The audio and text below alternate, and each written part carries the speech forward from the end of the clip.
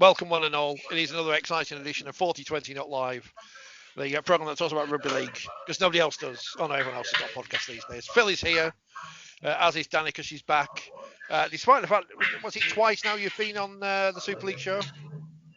Yes, it is. It's twice now. And still comes back to slum it with us on the internet. So, that's...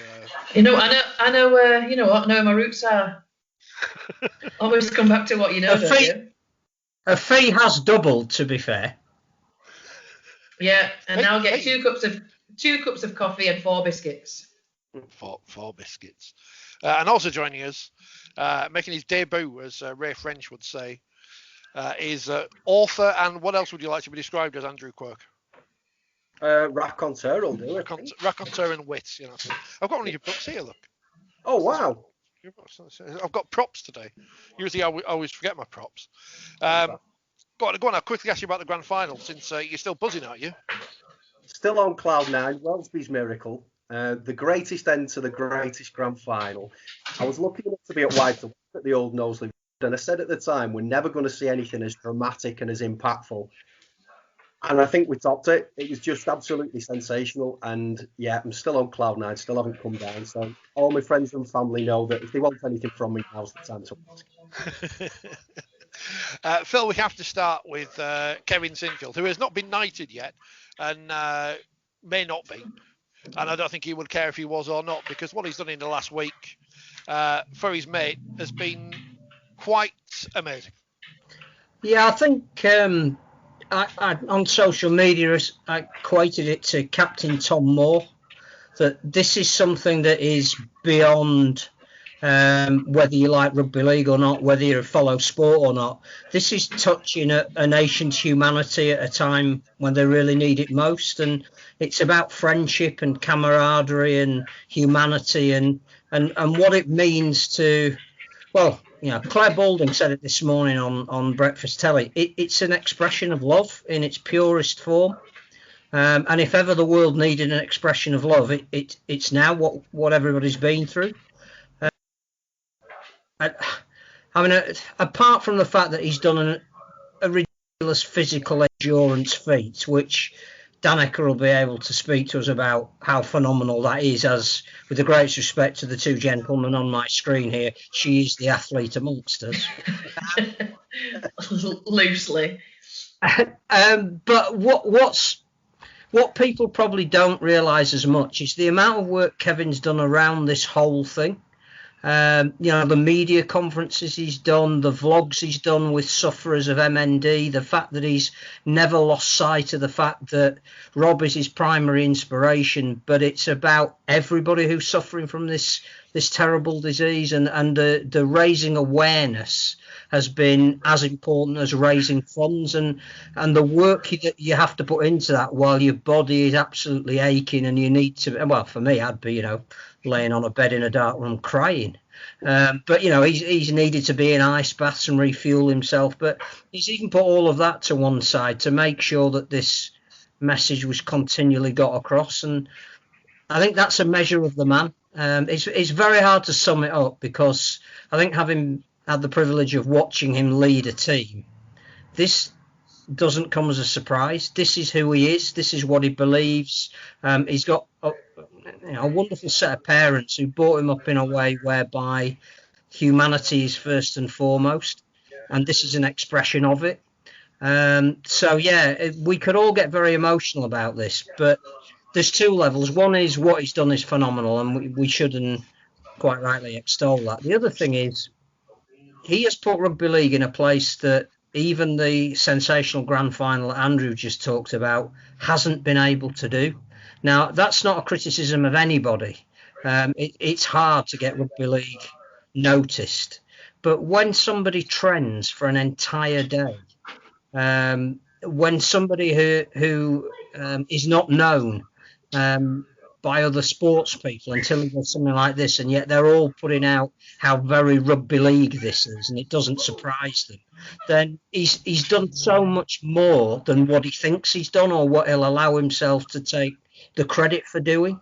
And again, one of the things I find absolutely amazing is he will never refer to himself. He always talks about the team.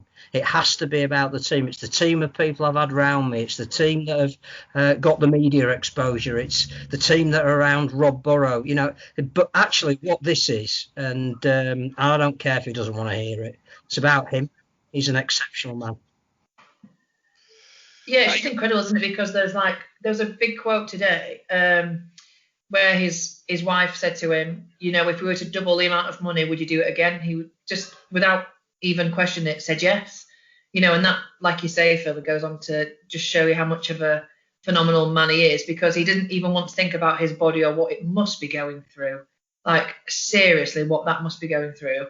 The idea of raising the money and doubling it automatically was just a yes. And that's, I can't even begin to imagine how tired he's feeling, how sore he's feeling, regardless of how well he's been looked after, his recovery, his nutrition, the physios, the ice baths or whatever. They're under no doubt that his body is hurting.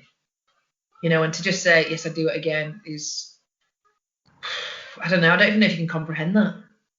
I'm not saying he doesn't keep fit still, but he's been retired a few years. It's not as if he's in peak playing condition either, is it?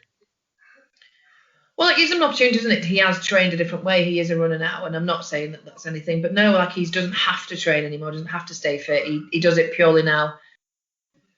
Well, for the fun of it, I think once you're an athlete, you've always got the element of needing to keep fit or needing to do something, and exercise is the way to release that. But it's a totally different way, you go from being a rugby player where you have to think about your strength, your power, maybe your speed, maybe your agility, or you think about your skill-based stuff, and it's completely different. Whereas I can honestly hold my hands up to anybody that can run for that length of time.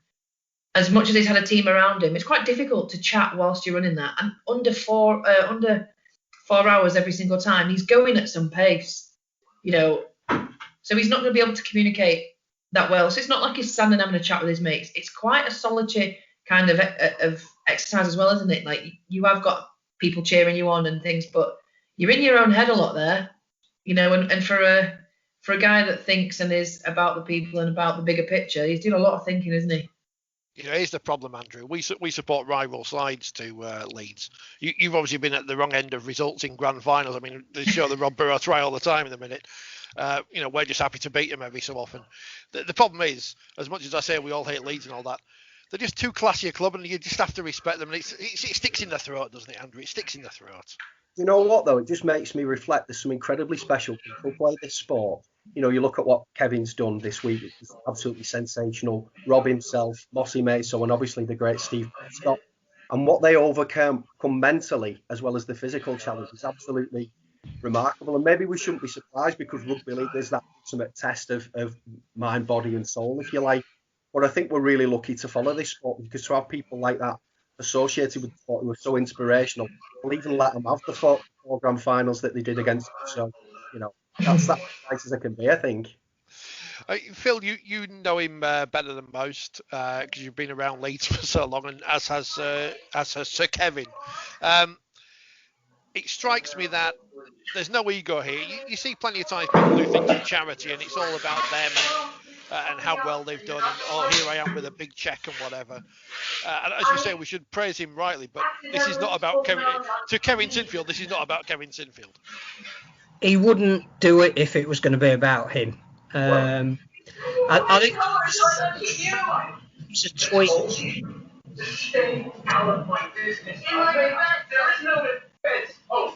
Can you hear me? There's some noise from somewhere, trying to work out where it's from. Oh, it's Danika, that's why. I've muted you both. You can put yourself back on in a minute. Phil, speak. Sorry, start again. Ingo is a word that isn't part of his vocabulary, and there was a tweet, and there have been so many. I can't remember who it was from, but I think it was a Wigan player who said, you can see now why Leeds was so hard to beat when he was the captain of the team, and I think that is all part of it. I don't really know where to start with Kevin, because whilst we say he embodies all of the qualities of the sport, there aren't too many people even within the sport that are as selfless as he is. And he would hate this to be turning into the kind of eulogy that it is. But that's the truth. And when he came back to Headingley and started saying things like, need to get the culture back, for want of a better expression, none of us really fully understood what that meant. But he knew in his mind the kind of people that he wanted within the club and the kind of attitude that was side before self, to borrow a phrase from down the road in Leeds. And I think the illustration of that came yesterday, because he's had a couple of running partners who are mentally extremely strong, which is needed alongside him, who were guys he used to play with. So, Jamie Peacock runs alongside you. You're going to try and match him stride for stride. But Jamie doesn't say a lot. Yesterday, I think Kevin's admitted, was the toughest day for him, the sixth one. He'd had all the emotion of the Saturday afternoon meeting Rob, which I'm told Kevin didn't know he was going to be there. So as well as being tired and trying to cope with the physical endurance, he's got that emotional pull as well. So Sunday then became a really tough day, and it started out in the dark and the pouring rain, and it was going around the same course that he'd been the day before. But he had with him Jamie Jones Buchanan. Now Jamie was only supposed to run, I think, about just more than a half marathon, because he doesn't really do marathons. I think he's done one in his entire life, and he'd said during the week that after 18 miles his body falls apart. But not only did he stick in there and do the whole marathon, chivying Kev along all the way, and not only did he eat a Mars bar halfway through it, which apparently is unheard of in marathon running, but he did it in under 4 hours. And there's no way he should be able to do that. And I think when you've got people like that supporting you, and that's the kind of person that Kevin's brought into the club on the coaching staff, I think you can start to get a picture of what Kevin would mean by culture. I think Danika's probably best placed, again, from all of us, to talk about dressing rooms and leadership and captaincy, and how teams, when they look at each other, can see the whites of their comrades' eyes and know that they're going to get through a really dark place together. I don't think those of us who watch it and are privileged enough to write about it understand anything of that, which is why it's absolute complete nonsense that you ever have to mark a player. But I am bowled over by this, and I know he won't want to take the credit, but I just think for a minute we need to focus on his life values and say, with full sentiment, the world would be a better place if we were just all a little bit more Kev. Do you reckon Pete Smith's been marking his marathons out of 10 in the paper this week? Well, I noticed he hasn't been doing. Well, you've muted yourself, Danika. You unmuted yourself, now you've muted yourself again. Well, I can't do technology. I play rugby, I'm a prop. What do you expect? Okay. So that's fine. We had last season both Kev and Jonesy came in and spoke to us at different points of the season. And the first one was Kev. And when we moved from being part of the foundation, so we were Leeds Runners Women as part of the Leeds Runners Foundation, so the community side. And then obviously being successful in 2018, we came across and we were then under the banner of the men and the Leeds Rhinos team. And we were as one. Kev came in and he delivered the same PowerPoint that he delivered to the men's team. And it was about the culture and what it means to wear the badge and how important the badge is. And again, I think he's not necessarily wearing the Leeds Rhinos badge at the minute. He is, because obviously teammates and the history and everything, but he's wearing the MNDA badge, but he's also wearing that number 7 badge, and he talks about how much of a privilege it was for him to wear the vest that had number 7 on. And one of Kev's things that you kind of always remember, it's kind of about expectation versus how you want to be perceived. And the expectation could be that Leeds Rhinos are a great club. The expectation could be that Kev Sinfield is a great man, but it's not good enough to live alone and to ride that expectation wave. You have to earn it yourself, and it's all about personally, do you believe that you should be wearing that badge? Or personally, have you worked hard enough for that? Or are you doing what you can for your teammate in order to do that badge the honour? And I think that's exactly how he lives his life and lives, has run this extraordinary, ridiculous amount of mileage by knowing himself that he's done that badge honour. And the badge this time, it means so much more than the Leeds Rhino badge. Like, obviously, to play for Leeds Rhinos is an incredible feat, to win the medals and the trophies that he's won, to captain the side for such a long time. But I don't think that comes anywhere close to running for your best mate, for your teammate, or for such a huge, debilitating disease that is, hasn't yet found a cure. So he's running for such a bigger kind of purpose at the minute that he's doing that badge of Rob and of MND. So proud that he literally lives by that, and the same with JJB. He came in and he gives us so many analogies and so many stories, as you can probably guess with Jonesy. But he talks about an egg, and what's the most important part of that egg being the middle and being the yolk, and the shell is the thin outer layer, then you've got, the white, and each layer is a layer of the team and is a layer of your support. And how do you maintain the strength of that inner part of the egg? I know it's really random, and when he first put a picture of an egg on the board, we were all like, Jonesy, I know you're philosophical, mate, but this is gone west. But again, I heard that Jonesy wasn't meant to run as far as he ran yet, but it doesn't surprise me. The guy doesn't have a limit. The guy doesn't have an end button. I've never known somebody push as hard or work as hard or be able to break barriers as much as Jonesy does. So it was absolutely not a surprise at all. But having had those two both speak to us on a rugby point of view, taking all of what they said, their ethos, their morals, their values, anything that encompasses who they are and what they work for, it absolutely resonates in what they've done and how they've done it. So it is an incredible thing. I mean, not to give people a clue as when we're recording this, but the ITV News is on in front of me, and there he is, doing his running and talking to everyone. Which mean you watch ITV? Well, I was watching BBC earlier, I flicked over. I watch all the channels. I'll put Al Jazeera on, see if he's on there later.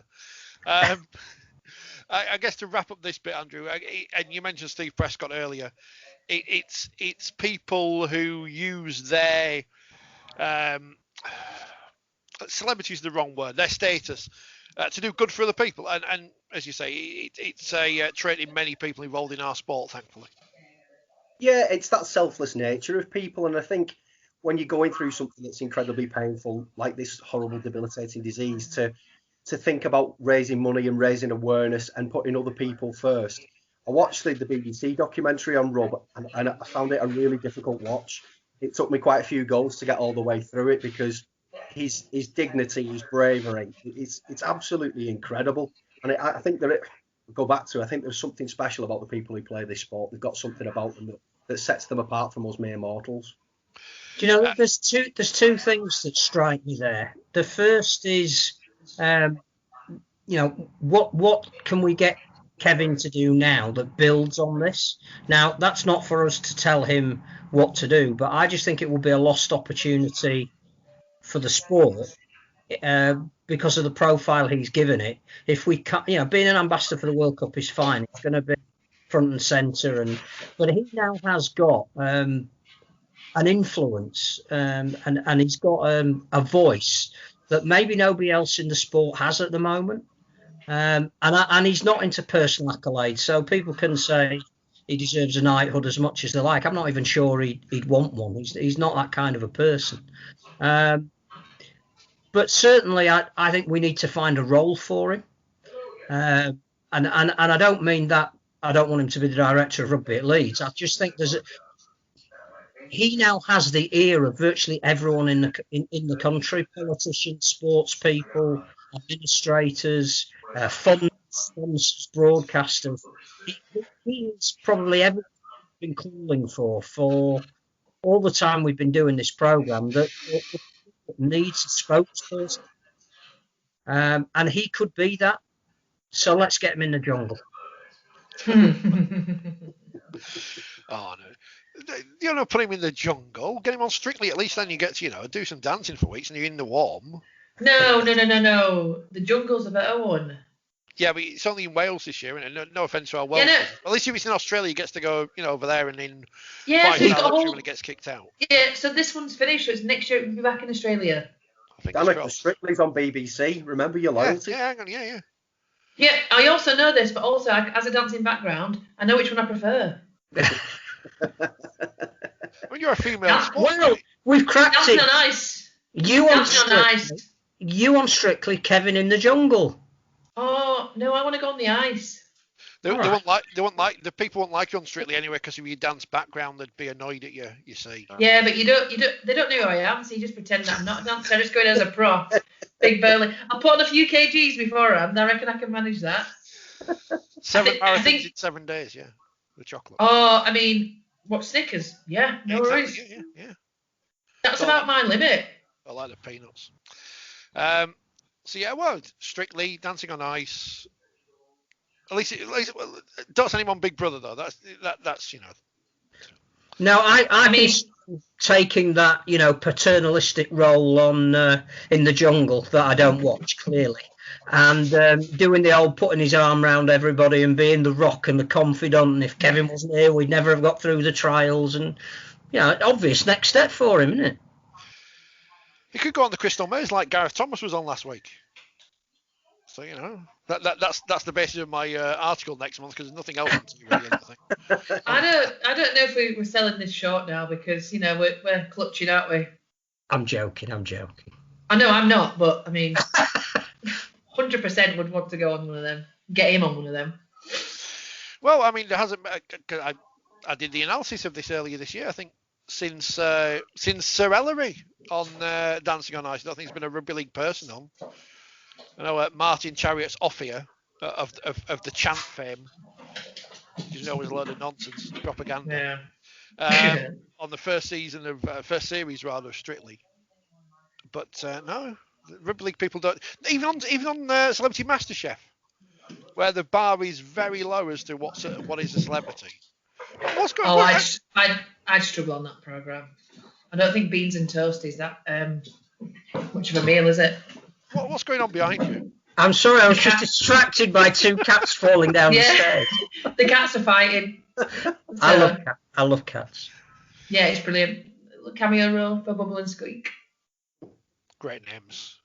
You didn't fancy call them Kevin, Rob, or something like that? Oh, well, I would have done had it been around this time, but it was a while ago. What else is happening in Rugby League this week? We'll look back on the year in general, but people are making signings now. That's exciting. Is it next week when we're getting excited about who's going to be in Super League to get relegated next year? That's exciting. And the Championship. Everyone's got new kits out. Do you like the new Rhinos kit, Danica? I do. I didn't, but I do now. The away one? I wasn't. Yeah, I like the colours. I wasn't so sure. I'm glad that they wore it for the Challenge Cup because I wasn't so sure on it. And then I saw it and I did actually quite like it. It's the collar thing that gets me. I've helpfully spent all my furlough money on the new Wakefield shirt. Kiss the badge. It looks quite dark. But it's not mine. And the away kit's out soon. And if it's what I think it is, then it's gonna break the internet. If it's not, then forget I said this. Is it turquoise or aqua, as I think we're allowed to have to call it? Possibly. Well, everyone's going for that, aren't they? Yeah. I did like Hull's shark-inspired shirt yesterday. That was good. Halfbacks is a good topic. They're all Because- foreign. Well, that's exactly. Hull and Huddersfield have signed Aussies, which I think our good friend John Davidson mentioned. Now there's only Castleford and Hull KR that have a British halfback combination. So without getting xenophobic about it, it is about who are the best players around. Is it now harming our chances of bringing through the next generation if every club's default position is let's get somebody experienced over from the other side of the world? Well, I mean, the problem is I'm speaking to your Leeds, Danica's Leeds, Andrew's St Helens. You actually bring through young British players, so you're the wrong people to speak to. But I guess, Andrew, it is a concern for league, especially from John's analysis, that one of those teams is the team that finished bottom last year with the two English halfbacks. it's a massive concern, and I think that's why we've seen, unfortunately, England struggle. And with the recent Great Britain Lions documentary where they went away and didn't win a game, and that's an absolute key position. Your spine of the team, you 1, 6, 7, and 9. I think there are players who are coming through. We've got obviously Lewis Dodd at St Helens, who's very highly thought of, and it could actually be him and Johnny Lomax in the house for Saints next year, with Fage spelling the Terminator James Roby at 9. But it can't just be Saints, Wigan and Leeds producing these young players. And I'll point the finger a little bit at clubs like Warrington and Hull, who've got big budgets but do tend to spend it on the overseas players, which is fine to back up your youth, but they tend to be signing players. If we look at Greg Inglis and Josh Reynolds, the wrong side of 30, and what sort of message does that put out really to youth and junior development? And those are the two clubs, Andrew, we always stick the boot into, because, you know, as we said before, yes, the teams who only win the title are Saints, Wigan and Leeds, but it's up to everyone else to catch up with them, and their recruitment for both of those clubs has not been right yet to beat these other three. No, it's not, and I think probably you could argue they maybe spend more money on signing players than the likes of Saints and Leeds, who do, rely on that academy and junior development. But also, I think that helps your local junior players will be more likely to go to Saints and Leeds because they think, I'll get that opportunity. Same with Wigan as well. Wigan have, really developed their young players, and I feel sick saying that, but it's okay. And it's up to the rest of the league to do that. But my concern is, if we're looking at the structure of Super League next year, and we're bringing a 12th club in, and yet again, they're going to be on 60% of the funding. Everybody's doing the transfer business in the past couple of weeks, so they're going to be scratching at the scraps, really, and they're not going to have the funds to deal with it. Do set ourselves to fail, I think. But if I play devil's advocate on that, there's a lot of the internationals coming across, but what better way to develop our players and our youth? You're only going to get better by playing against the best. And if you've got, the likes of, let's say, Cal McClelland and Harry Newman, when they come back into it, playing against some of the best players that we've seen play from Australia or wherever they come from, they're only going to get better because they have to think better, they have to move better, they have to read plays better.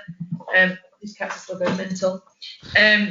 It might not give a spot for the younger generation to come through as yet, but we're prepping them, and then we might see them go off to Australia, or we might see them step up when, like you say, they're the wrong side of 30. So it's about, to be the best, you've got to beat the best, haven't you?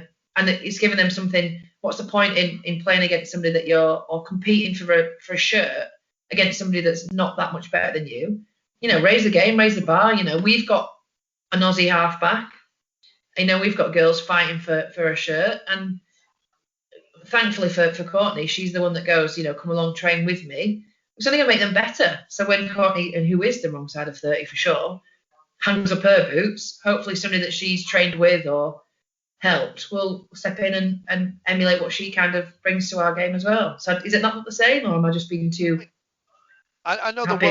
The world has changed a lot, and it was the anniversary this weekend of when Wakefield played Hull in '84, and making their debuts for either side were Peter Sterling and Wally Lewis. Now, granted, that quality of player aren't going to come over here and play in Super League anymore because of the differences in times and blah, blah, blah, blah, blah. Isn't the problem, though, that some of the players who come over, are they much better than the younger British players they're keeping out of the teams? I think the interesting thing is money, because if we are going to review what 2020 has been like, look forward in any way that you possibly can to what 2021's landscape might be, it's going to be determined and dictated by money. And I don't know how much of a risk Hull have taken again, in the same way that Warrington do, to use a lot of their limited salary cap money on a halfback who may well turn out to be the most exciting signing in Super League next year, but actually he's coming a little bit under an injury and slight loss of form cloud.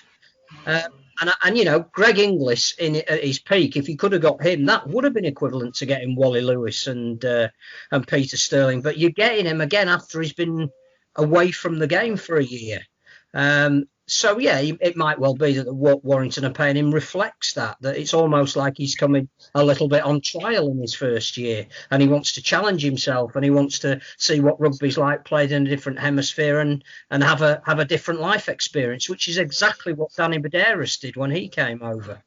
People seem to think that he would have been because of his status in the game when he came, a massive signing, but actually, comparatively speaking, he was incredibly cheap because he wanted to end his career by experiencing playing rugby on this side of the world, and as it turned out, become one of the very few players to win a grand final winners medal on both sides of the world, to play at Wembley. He didn't necessarily win at Wembley, but he wanted that experience that you couldn't get in Australia.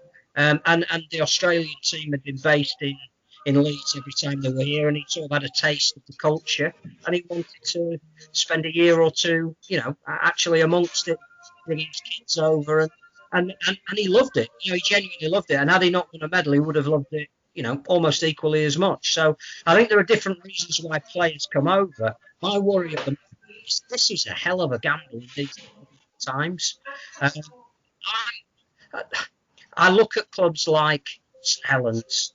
I think because Andrew's won the grand final, they are the team to look at.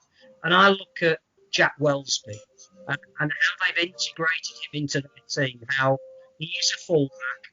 Fullback is a very exposed position. So they played him on the wing. They've really looked after him. Then moved him into the centre, and they didn't have to. There were other players that could have taken the role. And when he needed to.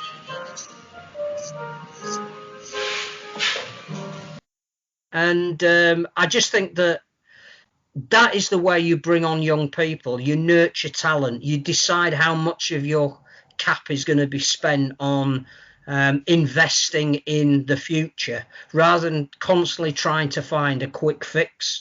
And if you were to accuse Hull or Warrington of anything, it's that they're always looking for that quick fix. And to bring the conversation back round to where it started, the so-called golden generation at Leeds did not have success at the beginning.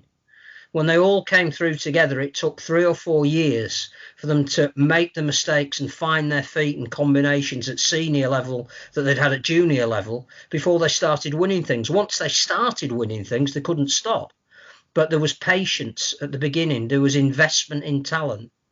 And I'm not sure those other two, we may sit here in a year's time. Josh Reynolds is Man of Steel. Hull have won all 3 trophies, and we're sitting here going, it's the best transaction Hull ever did. Brett Hodgson's the best coach you could have ever possibly appointed, and well done, Adam Pearson. You're on the top of an open bus in Hull, and that's fine if it works. But I just think with money being more paramount than it's ever been before, it's a risk. It's a gamble. I'm going to assume we won't be here in a year's time celebrating Hull winning the treble. I don't know why. I'm not going to tip them. I don't know why. Well, I think I tipped Wigan at the start of this year, so it's close. It was only a few seconds away from going to Golden Point. But never mind. I've got completely distracted because I was going to ask Danika something, and I'd completely forgotten what it was now. It wasn't about cats, but I'm sure it'll come back to me in a minute. It's that kind of... She's staring at me. I'm under pressure now. I know, I'm waiting. I know, but I can't think what it was about. But it would have been about something exciting. And anyway... Hull. Oh, that was it. Greg Inglis. You obviously got the opportunity to have your photo taken with Sonny Bill Williams in his brief spell in Super League. I thought it was his briefs. I know, yeah. I was going to say, nobody's seen that picture yet. Well, are you making a beeline for Greg Inglis next season? 100%, yeah. I'm an opportunist, and if the opportunity arises, then, so be it. I think there was one point with the Sonny Bill thing that I had Bob Beaumont at Leeds. Basically was like, take me down to the changing rooms now. Take me down. And he took me down with Sophie, and we waited outside the changing rooms for him. Literally, I have never fangirled somebody so much in my life. But in my defence, I come from rugby union. So, it's more than just Sonny Bill, playing rugby league, because I don't think he did himself justice really playing in the Super League. So yeah, I'm The good news is if Sonny the Bill is opportunity arises. those games didn't exist, so it's all right. We can forget that he was rubbish now, so it was all right. We did have a picture with him with the Challenge Cup. Grand final, one of our trophies. You won them all apart from the League Leader Shield. So, yeah, so I remember it was Evie Jackson who I basically was. There was who took the photo? Can't remember who took it, but he basically said, I was like, take a picture, get a picture. And I ran to be next to him. I shoved Evie out of the way and I'm shoulder to shoulder with him. And she's in the picture like pulling her eyelash back from her face because I whipped her across that quickly to get next to him. I initiated that photo. I was getting in prime position. I think I even shoved one of the trophies in his hand. It was probably the most extreme fangirl moment of my life. But and you know what, I did it, and I'm not ashamed. The BBC No know shame. you like this. You're not like this. Well, you can't be like this on the Super League show. That's the good thing. Apart from to John Keir, but he's. I am a fan of his knowledge. Like watching games with him is something else. The way that he just speaks, and he doesn't. It's as if he's talking to himself about what's going on in the field. I literally stand in awe just listening to him. He's incredible. So cool. Like his knowledge is just insane. But, yeah. I'm sure he's in awe of your coat though, because A would have engulfed him, but B would have kept him warm. Yeah. Well, how have you found the telly stuff? Yeah, cool. Scary. And obviously the way that telly works is quite different, isn't it? Because you run through things and then you film bits and pieces here and there. And so when there's a double header, Tanya would go off and do the post-match interview. Then we'd come and review the game, but she's already done the post-match interview and then would say something that she's found out. And I was like, oh yeah, and it was so cool though. Like I think there's one thing to be able to be at live sport at the minute. That was a massive privilege, and it's something that I don't take for granted. Like I know how lucky I am. Like with Phil, like you going to Wembley and stuff like that. Like you don't take it for granted. In a pandemic and in the fact that nobody can go watch live sport. I meant live sport, and to finally get to see Leeds play. I mean, I saw Saints a couple of times, which was all right. It is. I mean, the great thing about that was, seeing Jammer or hearing him at least, because what a voice he has on the field. But just to have that, I think the first time to do it with John was great because John has the knowledge and you bounce off somebody. But the second time to do it on my own with just Tanya was mega because one, I'm not very good at saying like I'm good at things or kind of taking a minute to realise that little small achievements. But I think for Super League to have me on the show on my own means I must have been all right the first time. So I was really conscious of that, and like I had a bit of paper and Tanya kind of laughed. She was like, have you done your homework? And I'd just written notes down. I was like, absolutely, no shame at all. I've made notes. And she was like, actually, they really were really impressed that I'd actually gone to the trouble to do that. So, and John, the producer, messaged me afterwards to say, it really impressed and they want to use me again. And, fingers crossed, maybe when the BBC come round and the World Cup comes round and the women's game needs covering, maybe there'll be an opportunity there to do a bit more. And hopefully next season when it gets back to normal, they'll still want me to be on. And Tanya's mega. Like she's a real friend now, which is really lovely. We message about what coach she's buying or what runs we've been doing or exercises or, and it's quite funny to think that, she is a friend. Before the whole COVID thing, I went round for dinner, and she is going to help me push that kind of side of my career as well. She said not just because I was a friend, but because I'm actually pretty good at it. So that's really lovely, and hopefully, fingers crossed, it's not something that I ever thought initially that I'd want to go into. But now, if I was to retire, when I retire, don't know about that. Not so much coaching because I don't think I've got the patience for it, but definitely that side. So. yeah, fingers crossed, hopefully get more of that next year. And obviously it all stems from doing these podcasts. Well, of course. So I have to remember my roots and thank you guys for putting me through my paces. Yeah, and you see now the difference of working with professionals like Tanya and working with complete rank amateurs like us and just like wing it. It's it's a different world. Yeah, I mean, apart says, I've forgotten the question I was going to ask you. Exactly, yeah. I mean, I've seen her do a couple of takes. Nobody's perfect, but it's cool to see her like how she works and to learn from how she does stuff. So, like, yeah, I think she's ace, and I am really grateful for. It's just like that thing I was saying to Andrew the other week, wasn't I? Like the opportunities in rugby league that I've had are just insane. You know, from even from being on this podcast, as much as you might mock it, like it's still mega. And I'd say to write in the column, but I'm sorry, Phil, for being very tardy and probably not having as much content as I need to. You know, to doing the BBC, to going to Wembley as a guest, you know, and you know, doing after dinner speeches, and had a really cool meeting this afternoon with Keith Senior at RL Care. So there's some stuff coming out, you know, for that, and yeah, just there's, you know, loads of little things in the pipeline, which is really cool, and it all comes from the women's game growing and you guys putting my ugly mug out there. So thank you to you guys, to be fair. Send money. It won't be long before she's walking past in the street ignoring. Never, Phil. Excuse me, I'm going to confess something now. The first time I was on the BBC and I was driving to Henley, who did I phone in a panic? What goes on the phone stays on the phone. I know, but I'm not. I phoned my good, knowledgeable friend, and also, Rich, how many times have I messaged you to ask for advice or to ask about things? I'm not ashamed to say I know where my bread has been buttered, and I will stay true and loyal to the boys. Usually trying to get some gossip, and I've got no gossip these days because I don't know anything. To be fair, we've had the fair share of our mixing gossips. My rolling rugby league gets smaller and smaller by the minute. Andrew, it's something Danika mentioned there, and you'll have had the same thing as well.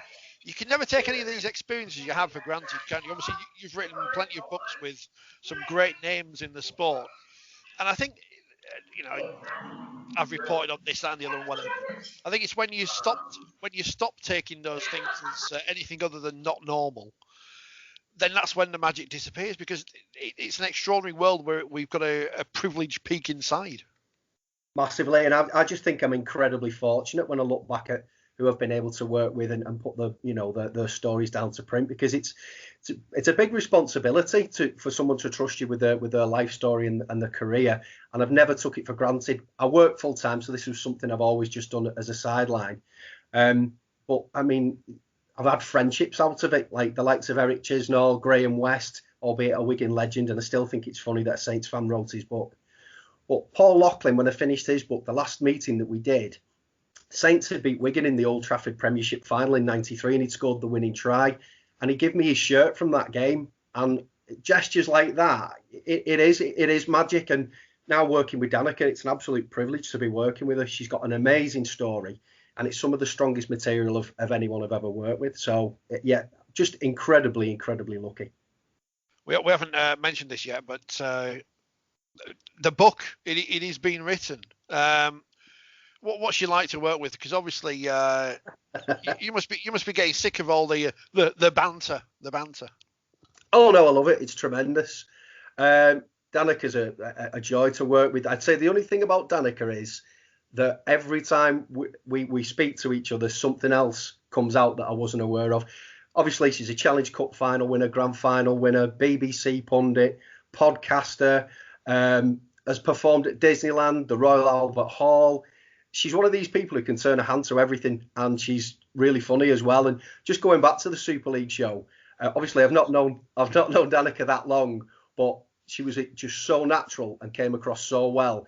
And like I was when I was watching it, I was like, I'm really proud to be working with her, in this small way and helping her, put a book to market. And she doesn't need me to do it. It's just that she's got a million and one things to do. So I'm just facilitating the process. That's all. She's on mute, so she can't answer back yet. But this is. No, I'm not. This is one thing that annoys me at the minute about. You don't have a degree in sports broadcasting, do you, Danika? Nope. PE teaching. And I'm getting a bit sick of people saying that if you've got a degree in sports broadcasting, you are more qualified to do the job than someone who hasn't. I am fully of the belief I can't play rugby league and have never been able to, despite trying my hardest. I just don't have the coordination or the ability or the skill or anything. And I think the same about, and it makes me sound like, I hate saying things like this because it makes it sound like this is an important thing. It's just, talking into a microphone or whatever.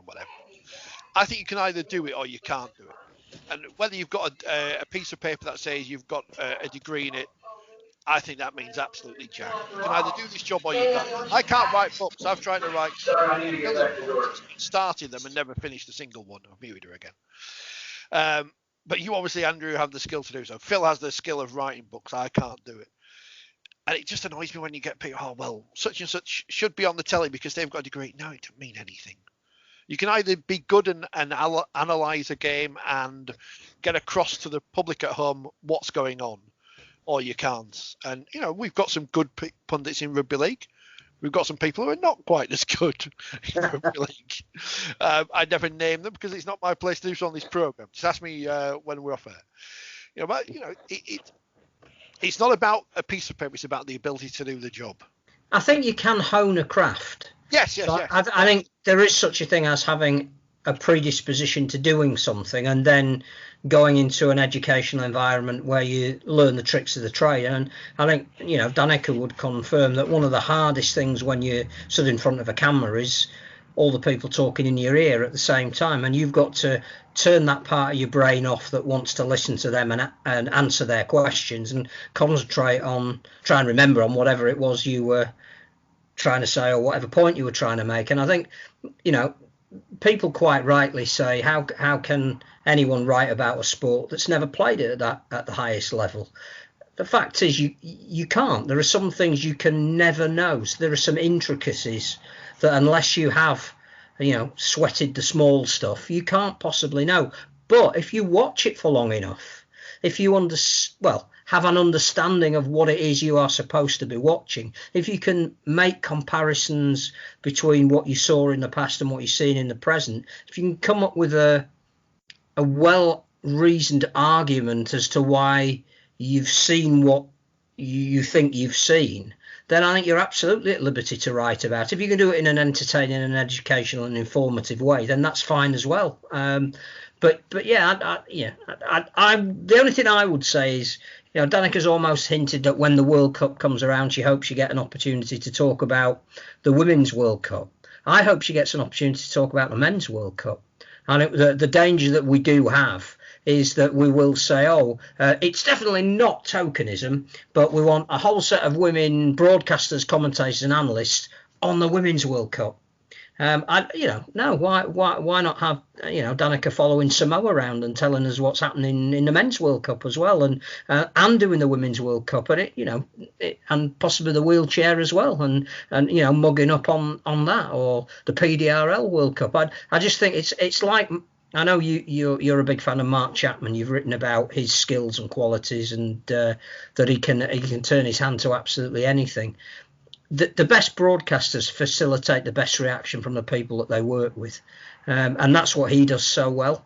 But he's multi-talented. You could give him the Challenge Cup final. You could give him a league game at Swinton. You could give him, a women's game on a muddy field in Hunslet. It would still have that same level of professionalism about it, and that's what I think you've got to aim at. Not necessarily, a woman can only talk about the Women's World Cup, or because you didn't play the game, you're not allowed to talk about it.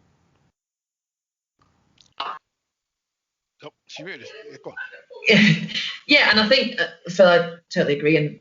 But I think there's a fine line, because I think I think I'm all right at what I do because I'm passionate about the sport. I've got an interest. It's a genuine hobby. Obviously, I play it, but I really love watching it as well, which helps. And I would go as far as to say that sometimes I'm often a rugby league geek, and I know about the NRL, and I know about the Super League and the Championship. I know about the women's game because obviously I'm part of it and I'm in it. And I think that's what makes me good. I think the thing about the difference between people being trained and going to degrees is that I don't know how well I do at actually interviewing somebody. What questions do you do? How do you respond if somebody gives you a one-word answer? Can you imagine having the skills to interview Darryl Powell after a loss? The guy is not easy. And you've waited an hour and a half. Exactly. Yeah, and you've got to wait around for it. That's the side of things, and then sometimes people have to take their own work and their own interviews and go and edit them, and so there's lots of other things to the whole media side of it.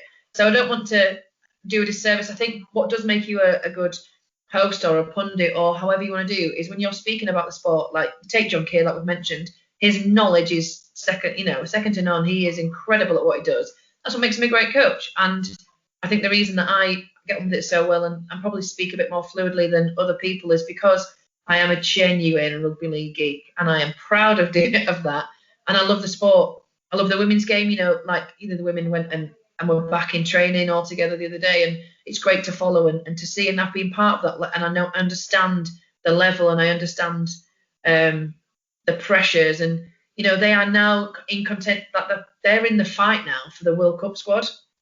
Like it started, it's there, and I know that pressure, and I know how that feels.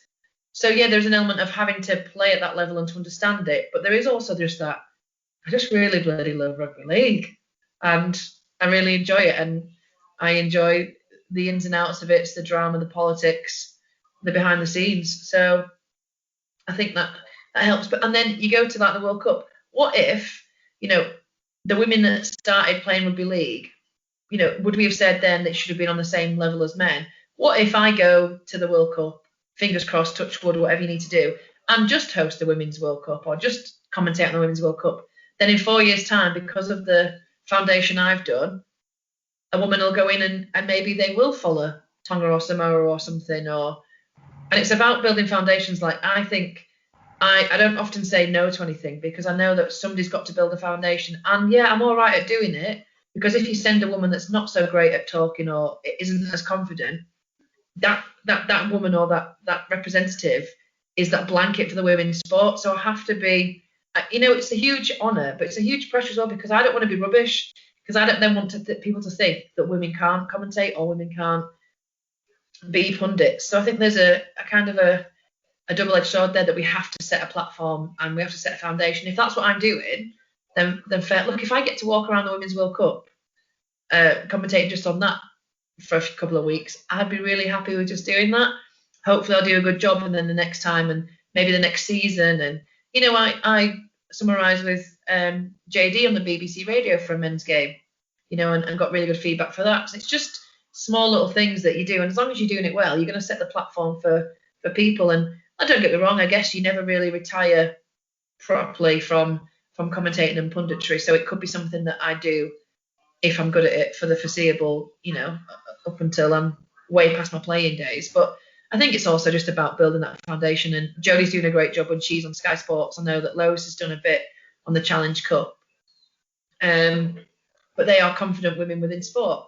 There's a couple of girls on my team that do not want to be spoken to, even as a post-match interview. So, yeah, I mean, if you need me to follow Tonga or Samoa around for the Men's World Cup, I'm free. If you have to, Absolutely. You have to go in Sonny Bill's dressing room. You have to go in Sonny Bill's dressing room. I think the other thing that's important while Andrew's on as well is to talk about writing, because I think again it's a very, very different skill set, but it aids your understanding of the sport. And we're very fortunate that all four of us on here also write about the game.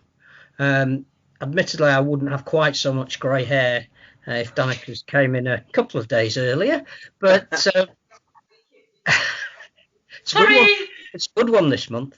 And I think to be able to sit down and crystallise your thoughts in words is actually really important in helping you even broadcast or do something like this or go on the radio. All of these to me mesh together, and if you can get an experience of and maybe a grounding in all of them, I think each area is helped. I was incredibly fortunate that I started writing program articles, and hospital radio, fantastic groundings because you can, learn your craft, if that's what you want to call it. And I think, from following Andrew and, reading what he's written, and, clearly he's moved out of an area whereby rugby league is second nature to everybody to an area of the country where perhaps that it isn't. You've got to learn to get a message over in a really succinct and clear way, and this is we're all very lucky that we get the opportunity to do that. Yeah, and I think for the opportunity that I got with Andrew, which is absolutely amazing, for me it's not so much about my story, whether it be of interest to anybody or nobody. I think for me the main thing is the rise of the profile of the women's game and how huge that's been. Like I say, 5 years ago, when you're getting out of a car and you're getting changed, at home, cleaning up the dog muck from the pitch, and taking dibs on who's taking the kit home to wash it that night, to playing at Bolton or at St Helens on the BBC, the Sky Sports. It's not a long 5 seasons. Isn't long. It's nothing. And it's not even 5 really. It's practically 3 or 4. If we look at the soft launch of the Super League, which was in 2017, that was when the Super League was essentially launched, and then 2018. So we're looking at 3 years, and then we've missed a year this year anyway. So the rise of the game is just incredible, and I think that's a story in itself. And if that needs to be told through, I joined the sport in 15, and I've been through the rise of the sport, then great. But then we can't forget about the women that Brenda Dobeck and Lindsay Anfield, who have gone into coaching now, who went before me, and have like I say, set that platform. So it's a massive honour to not only have this opportunity with Andrew and to maybe get bits of my story out there, because I think some of it's either probably not not worthy of being written, or and not necessarily doesn't need to be out there. The parts of where I've come from and how I've developed in this game and how the game's developed when I've been in it, it's just massive. It's huge, and I'm really grateful for that as well. I think Phil asked you a question, Andrew, and then Danika just jumped in as she tends to do. If you can remember.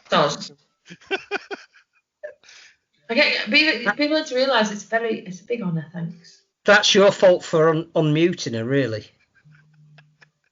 Danika's now I feel. No way. Yeah, going back to Phil's point, it's a massive privilege to be able to, because I'll never play at Saints. I've tried breaking in after hours and they always find me. I'll never know what it's like to be in a changing room before a big derby match when you're really nervous and you've got the crowd riding on you, and to be able to sit with people who can then tell you, one with Danika and with some of the other people I've worked with in the past, some of the challenges they've either had to overcome in the formative years perhaps, and then the way they achieve at the highest level when the pressure's on them. And I find that fascinating, and it is to be sat in a room with someone as they're telling you how they do that is incredibly powerful. I remember I worked with Eric Chisnall on writing the Chisnall's brothers story, and we had a real time sensitive limit on that because Dave was really ill at the time. And what we were able to do was get a draft for him to read before he passed away. But Genes Reunited, the YouTube channel, picked up on the book, and they did some filming with Eric and Les Chisnall, and they filmed at the home dressing room in Langtree Park, and I was sat just behind the camera as they were doing this extended interview about the growing up where there was so many of them in a tiny house and they didn't have anything, but obviously going on to be 3 brothers who performed at Wembley and a 4th brother who's a professional boxer. And I was sat there thinking, I'm just some flump from St Helens. How lucky am I to be sat in this position? and how many people would love to be where I am now. And it's those moments that they're just so special. Because we haven't mentioned him yet today. When you wrote Doug Lawton's book, did he mention Scoey as much as Scoey mentions him? Doug was a legend. He was wonderful to work with. That was the actual first autobiography that I ghosted. And we had so much fun. You know, when he obviously brought Martin Afire into the game, Jonathan Davis, but was also part of the 1970 Ashes winning squad and achieved, you know, at Saints, Wigan, Widnes. We obviously there is a chapter on his time at Leeds, and he doesn't say much about Gary, so I guess you can draw your own conclusions. Did you interview him on his houseboat, or had he not got it then? We didn't get to go on the boat, Phil, which he used to love taking to Anglesey. But there was, I was only quite young then, really. So I was in my 20s, and very often when we were doing the interviews, there might be a little drink to one side on the table. So, but I've grown up now. I can't do that anymore. That placates the fans of the legend while he's not here. You see, have you got a title for the book? Have you got a working title for the book? No, and that was Danika's homework from our last interview. So obviously she'll have come up with something sensational. Yeah. Danika, my story. Yeah, that's good. Yeah. Danika Priim, queen of the rugby scene, bit of modern romance. If only that was true. Danika, if you've never heard that song, get it on YouTube. I think the title of your column's good, but Yeah. that's only me throwing it in there. Because that's obviously the most important thing is the cover and the title. Obviously, you know, all the stuff in the middle. That's, you know. And the pictures. Nobody cares about the crafting of the 100,000 beautiful words. Has it got any pictures in it? Oh yeah, I remember that one. Well, it is a rugby league book. Do you know what I mean? Like, isn't it a paint by numbers? So Brian Glover's character in Porridge, isn't it? I read a book once. I read a book. Green it was. That's what you want to go for. How far down the line is it? Is it nearly done? Have you got loads more to tell? It's gone remarkably well, considering obviously Danika's exceptionally busy. I work full time as well. We've got almost 50,000 words committed, which is not too bad at all. But there is still a lot of Danika's story to tell, and obviously as well, some of the people who've gone before her, you know, reflecting their journeys as well in as part of Danika's story. And no doubt she's going to win the double again next year, so we're probably going to have to find a way of putting that in as well. I think you got the double mixed with treble there. The I didn't hubcap put unnecessary pressure on you, but if you want to be arrogant, that's fine. No. It's not arrogance. It's confidence in my squad and my new coach. Well said. Yeah. I'm going to come and watch you next season. And the fact that we go back into pre-season tomorrow night. We're going to try again to have some training. Good. Yeah. Say a little prayer. Have you got that yellow kit as well next year, or is that in the bin now? I've got no idea. I mean, I ask all the important questions, you see. I mean, we all know what I think is the answer to that. Yeah. So, that seems. Teletubbies, say hello. Oh, Eddie. Oh no. 2020, Danika, you haven't played a game, but how have you found the season watching from the sidelines? I am grateful that there has been something to watch. It's probably the best way to sum it up. Really grateful that we've managed to get some rugby back. Grateful to be to a couple of games. I say a couple of games. I've been to seen 5 games. So seen a few games. And yeah, what a dramatic season it's been, should we say? You know, with the COVID, with cancellations, with grand finals, with Challenge Cups. You know, it's had everything, hasn't it? And in such a short space of time. So yeah, to round 2020 up would be interesting. But yeah, grateful. Very sad that we've not had to do anything. You know, we were hopefully riding this wave of growing the women's game, and let's hope that wave is still going to be able to be ridden into 2021, and we pick it back up. You know, we've got some sponsors on board. We've got more teams in the Super League. We've got, you know, a World Cup where we need to prep the girls for. We've got a really young, talent pool coming through. We've got academy teams now. There's so much, that's going to be great in the women's game that hopefully we can just pick up and carry on riding that further down the line. All excited about that. And then my good old housemate's going to make a cameo appearance. Only part of it. Yeah, she's trying to sneak through. Sneaking past me. Andrew, I'm guessing you're in the same situation as I. I don't know if you got to see any games after lockdown. I didn't. But how did you find the year? Well, I mean, it started off not great for St Helens, but since the lockdown, everything seems to have gone your way. I think early doors we played obviously the Sydney Roosters in that World Club Challenge, and I think we put an incredible amount into that game. And there was always going to be a dip afterwards because you can only peak so many times, as it were. It was interesting because then we lost the last game of Rugby League I've been to was Saints and Huddersfield at Langtree Park, and we got beat. And there was some people around me, they know who they are, who wanted Christian Wolf out of the club, which I thought was slightly knee-jerk, really. And then when we came back after lockdown, as you say, sensational, beat Leeds 48-0. And I don't know why you brought that up, Rich. That was childish. You didn't need to mention that. But it was. Do you want a book? Do you want any more content for your book?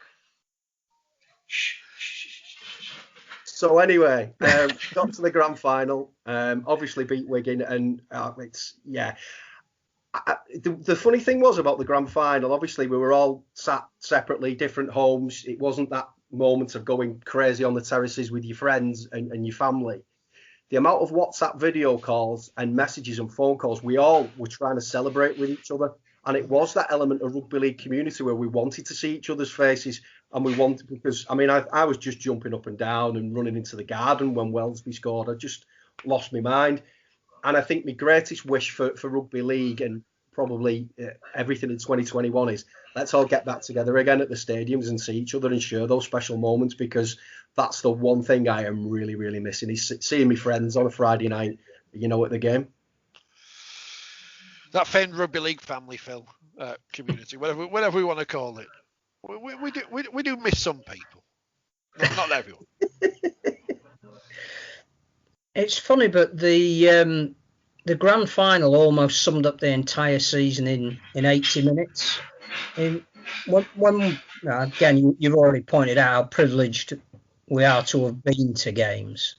But when I arrived at Hull, and it was dark, and it was cold, and you know how concrete that stadium is, and the media place is right up at the top. It's not the best to see a game.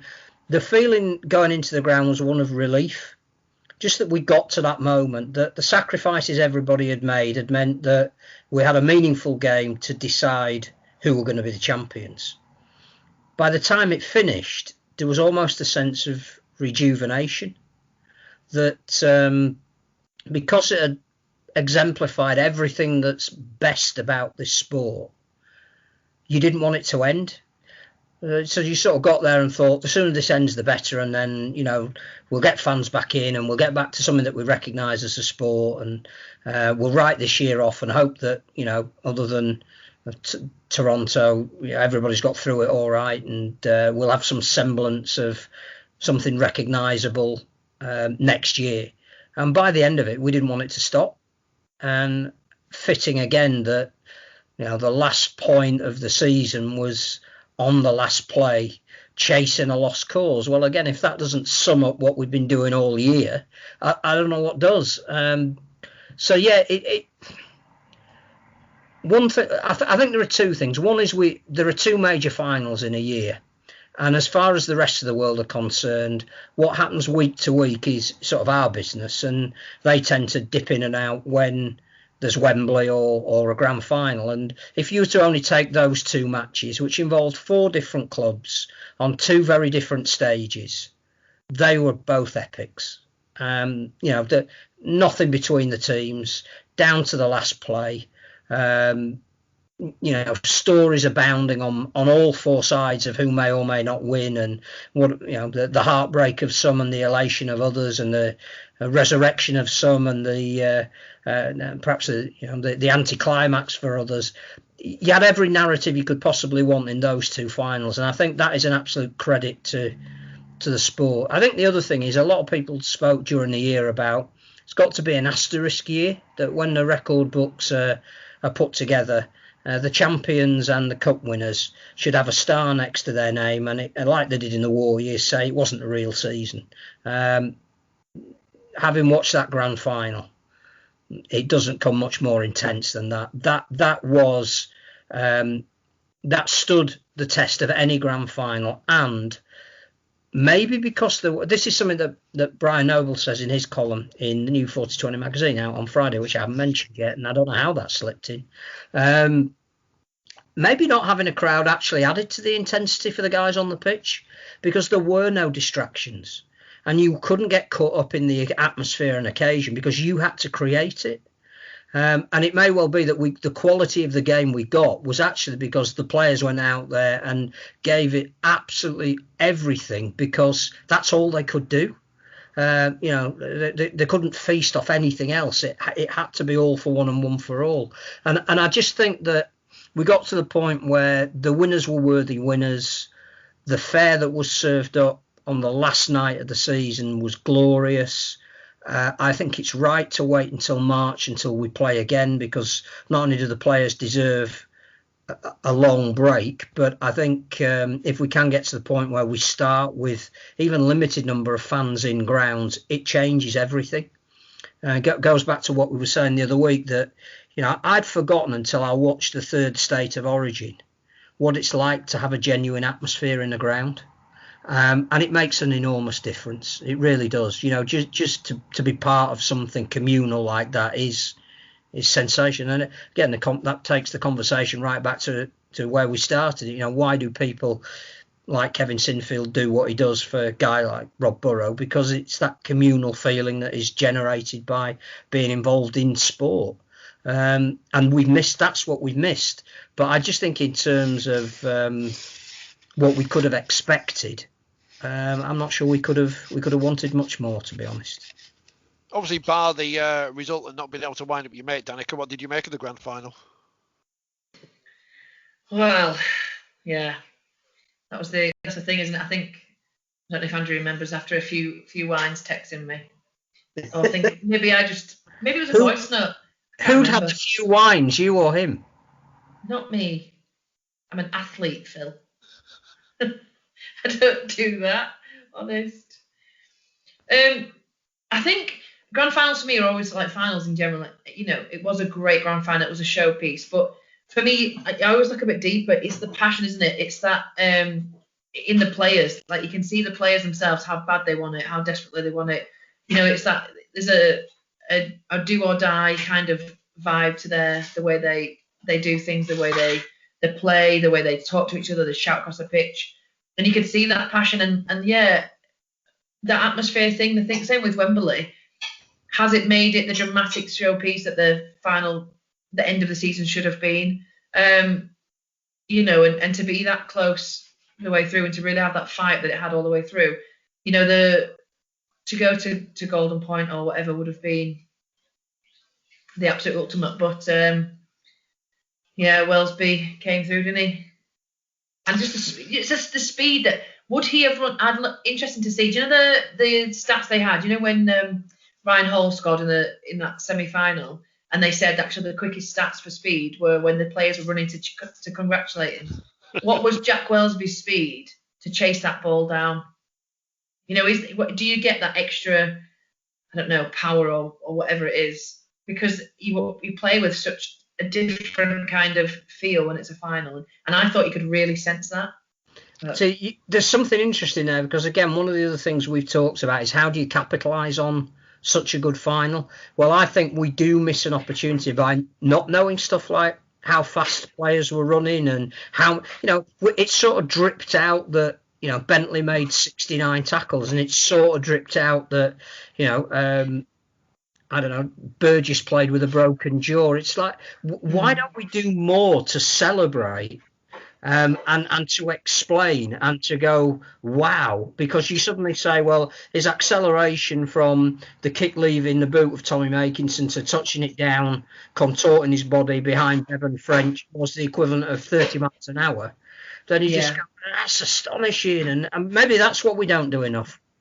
Yeah, and like heart rate, I'd love to see different heart rates, because obviously as athletes we're looking at really low resting heart rates, 50 below, I guess, around the 50 to 60 mark maximum for resting heart rate.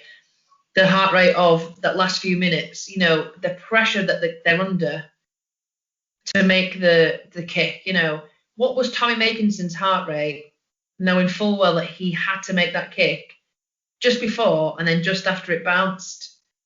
I mean, maybe that's because I come from a sports science background. That's the type of stuff I'm interested in. But it's a similar kind of thing, isn't it? What pressure do these athletes put their bodies under, especially in the grand final? I think there was a female study about to take me for a prop during I think it's not either a long study or I can't remember. They took all of our GPS stuff at the World Cup, and then they were going to compare it to during the season and see what the physical differences and the physiology of the speed, the skill were based on the GPS unit. So it's something that people can do. The data's there. They analyze the data every game. So why not, on average, put it out there and show who is the fastest, meters per second or whatever it is, the fastest acceleration. I think it'd be great. Well, there'd be a few people that'd be interested at least. I was going to ask how annoying those GPS things are to wear, but that was just being facetious and a callback to earlier in the season. The great thing is, of course, whenever the union people put the stats up and it says a man made 2 tackles in a game and ran a meter, and we all go like that, because it's like comparing how many tackles Ben Stokes makes during a test match. It's irrelevant, but at least we can all feel superior for a minute on Twitter. And that's I know, but then that was so annoying, because in the gain line, that's on. There's no 10 meters. There's no. Don't bring facts. There's no yardage. No, I will, because it's so annoying, and it's just. If I make a couple of meters in a union game, it means I've pushed over the gain line, which means I've made an advantage for my team. So it is embarrassing, because it is, it's like I say, it's kind of like comparing it to something happening in cricket. But we don't put the stats out there enough to say, oh, look at how great we are, like Phil. Exactly, yeah, exactly. Well, I think there's a study going on at the moment to develop gum shield that can tell you the G-force of a collision, which is going to be part of an HIA protocol, so that people on the sidelines will be able to see the impact and whether there needs to be a player withdrawn because actually the speed that they've run into each other is endangering them. All stuff like that is absolutely fascinating, and you can make something of it. Yeah, science, the science behind Rugby League. If I had the money and the wherewithal to make a program like that, we could make a documentary and stuff, but we don't. That's the problem. We just use Skype. This is the bit where I say to Phil, is there anything I've missed from the world of Rugby League in this week that we need to speak about? Because I don't think there is there? I don't think so, because I think the important thing is that we can develop topics outside of game-related issues, like talking about the sport, writing about the sport, extolling the virtues of the people that do things within the sport. So no, I mean, even if there has been a transfer, or Richard Marshall is now the coach of Salford, I'm not sure that makes a huge amount of difference. Halifax Panthers. There you go. It's a thing. It's a thing. We wish them well. Blue Sox. Bring back the Blue Sox. I did mean to ask you, Danika, because we started with Leeds. Let's end with Leeds, because you won the Challenge Cup. The men did this time, so that Leeds now have all 3 Challenge Cups: the men, the women's, and the wheelchair. How pleased were you for your former coach to swan off into the sunset of Super League bound York Heritage City Knights, whatever? What is it called? Heritage Heartlands or something? I can't remember what they're going for. Heartland expansion, that's the hashtag. And of course, Leeds won the Challenge Cup, and Adam Cuthbertson got a medal. Were you pleased? Yeah, massively so. No, he's a great guy, and has done wonders for the women's team, and he will be up there in my top 2-3 coaches that I've ever had throughout any sport that I've done. So made up for him. He's a few months younger than me, and we make a joke of that quite a bit. And so the fact that he's still got a contract somewhere, he is an old boy in the game now, and especially with the youth coming through. So and he's still got a lot to offer, and I'd say his career's been a bit of a roller coaster, and and he's tried to juggle being a parent and having a degree or a master's or whatever it is. So he's trying to be a holistic kind of person now and not just have rugby league. So yeah, mega for him. And the signings that York have got, they're do you know what I mean? It's not like I wouldn't even say it's a bad move as such for now, because his experience, his age, his ability will serve York very well. So, I hope he goes well, and I hope I catch him in a few games. And, I dropped in a message just before the night before the Challenge Cup just to say, good luck. And he just texted me back saying, look, thanks for that. I really appreciate it. And at the end of the day, he's just a guy that wants to play what he loves and do it well. So fingers crossed, he's got another baby now, and he's just trying to make a way for his family. So I'll wish him well and hopefully catch him a bit in action. They might be in Super League next year. And, I know, yeah. Looking forward to it. And I do hope, I've heard rumours, whether it's true or not, that they're changing the music they come out to the thing from Dad's Army next year. But I don't want to say York because they've got loads of people on Twitter and famous people saying how great they are and stuff. So, Phil, the magazine is out this week. Yes. I hit the deadline, which is amazing. But the columns are all in. Yes. Just thought I'd mention that. The printing deadline was hit late last night, very, very late last night for some. And yes, it should be in the shops. Well, subscribers should get it Thursday and in the shops Friday. So what else would you want to read with an eggnog and a mince pie around the fire? Christmas Day, no games on Boxing Day. Read about the railways and rugby league. And if not, obviously, and after you've read 4020, you want to read one of Andrew's books, which are available in all great independent bookshops across the country. Which, of all the ones you've written, Andrew, which one? I know that this is like asking people to choose between their children or their pets. Which one would you recommend at the top? Oh, that's like the worst question I could ask. I'm sorry. Yeah, but that's a great question. He's got to answer it, otherwise he's soft. Can you next year, obviously, the answer's different. Person answer this for me, please.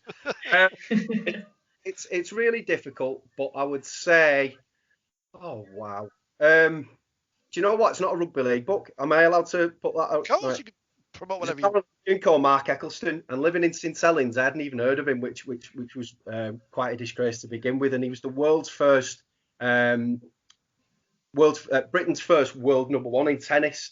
He did a Paralympics at wheelchair rugby, Paralympics at wheelchair tennis.